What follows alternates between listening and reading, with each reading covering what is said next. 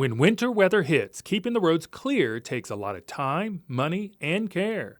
Chad Weth is a deputy sheriff of operations for the city of Knoxville. He says the city is prepared to tackle snow and ice covered roads this winter.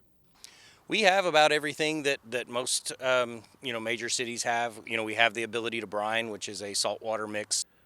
Brine is typically a mixture of salt and water that is often used before a winter storm. Salt water has a lower freezing point than water, which acts as a temporary barrier to prevent snow and ice from sticking. However, once snow starts to pile up, all 24 trucks are dispatched to spread rock salt, which is much more costly than brine.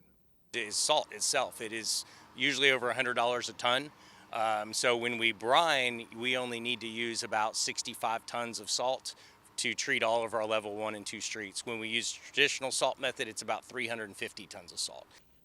The city keeps around 2,000 tons of salt on hand, which can treat city roads 6 or 7 times. But if a storm is particularly powerful, like the snowstorm that hit last January, all of the salt reserves may be depleted. Last storm was probably one of the first storms that we've ever used all 2,000 tons in one storm. Because it can take several days for crews to put down that much salt, certain roads must take priority over others. We have to keep our main routes through the city open first. So your state routes like Kingston Pikes, Broadways, then the secondary roads that lead into those roads. To cut cost and increase effectiveness, LIDAR is sometimes being used with help from Oak Ridge National Laboratory.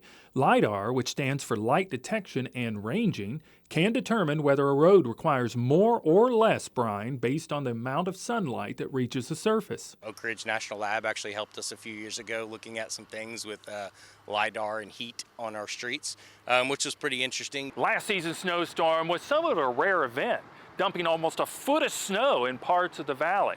Well, this year you can be assured that the city of Knoxville is well prepared. All their trucks are ready to go in case we get another storm of that magnitude. I'm meteorologist Mike Simon for 10 News.